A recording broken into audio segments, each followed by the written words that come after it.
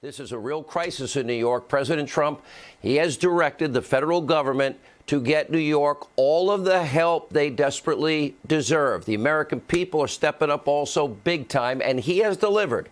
The president has approved a major disaster declaration for New York, giving them access to billions of dollars. President dispatched that U.S. Navy hospital ship with 1,000 extra and additional hospital beds if needed. It's on its way to New York Harbor this weekend, weeks earlier than they had planned. The president has ordered the U.S. Army Corps of Engineers. They are going to be building and constructing 4 temporary hospitals in 4 specific counties in New York. 4,000 additional beds. He has sent the National Guard to help the state with logistics. FEMA has built an additional hospital at the Javits Center with another 1,000 beds. The administration, as I mentioned, they have sent 4,000 ventilators to the state of New York this week alone, and hundreds of thousands of masks and gloves and other medical gear, all earmarked for New York. The right decision, and it's being mobilized at an incredible speed. All told, the state of New York will get tens of billions of dollars from the federal government, separate and apart from the new $2 trillion stimulus bill. Now, governor of New York said, well, we're only getting $3.5 billion. Well, Chuck Schumer, the senator in New York, who actually helped craft the bill, and he happens to be the minority leader in the Senate, he says, no, Andrew, it's more like $40+ billion and likely much more. But again, the governor, Andrew Cuomo, New York City Mayor, Comrade Bill de Blasio, they have made now finger-pointing and blame a constant refrain, repeatedly returning to what is a false narrative, constantly going on television, fear-mongering and complaining, we need more. I need 30,000 ventilators. Why don't I have 30,000 ventilators? They're getting the support they need, and they're blaming the federal government over and over again. It needs to stop. Take a look. So it should have been one of the easiest no-brainers in the world for the U.S. Senate to include real money for New York City and New York State in this stimulus bill, and yet it didn't happen. New York City only gets $1.3 billion from this package. That is a drop in the bucket as to need. The stimulus bill is not everything I think it should have been. Okay, here's the package. It gives us $3.8 billion. The whole is as high as $15 billion. How do you plug a $15 billion hole with $3.8 billion? You don't. We need everything in that federal stimulus bill, and we need more going forward. And this is not looking a gift horse in the mouth. No one thinks it's enough. Everyone agrees there's more that has to be done. Now, we got to separate facts from fiction. Truth matters. I have a message for Governor Cuomo and for Comrade Bill de Blasio. First, the president doesn't write bills. So you might want to first talk to your good friend, Senator Chuck Schumer. He's the minority leader in the U.S. Senate. He was responsible right up to his eyeballs writing this bill, not President Trump. The president and Washington, they have, rightly so, moved heaven and earth to help New York and New York City. But this needs to be said. Both of you need to stop politicizing this national emergency. And while we're at it, New York State and New York City have some of the highest taxes in the country, which is why, to both of your credit or blame, this is the #1 state in the country where people are leaving, a mass exodus out of your state and out of your city. Now, last year, the state of New York spent $170 billion.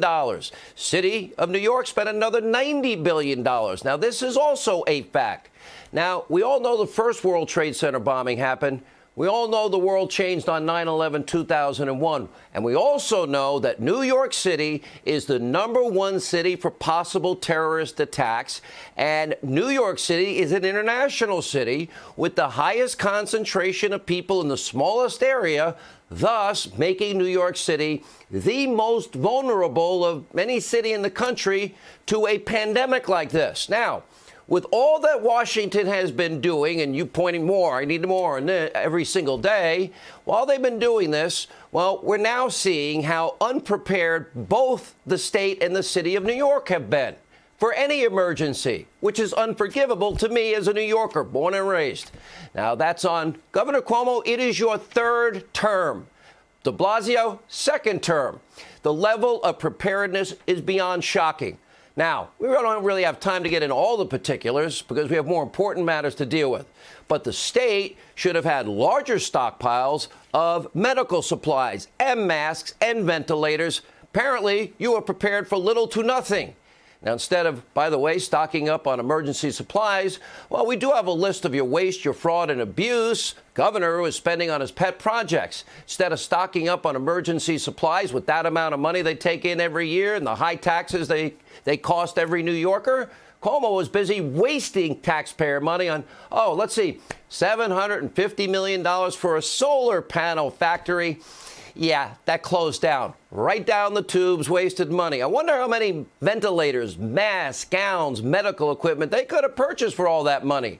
$90 million, Mr. Governor, for a light bulb company in California. Yep, that failed too. $600 million for a computer chip factory that sits empty in your state.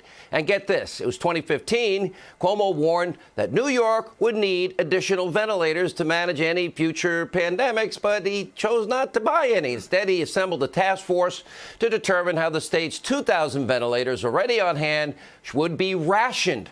Now, you'll be happy to know, Governor, that we can now convert those anesthesiologist equipment into ventilators, and you got 4,000 more from Donald Trump and from Mike Pence and the task force this week. This is your third term.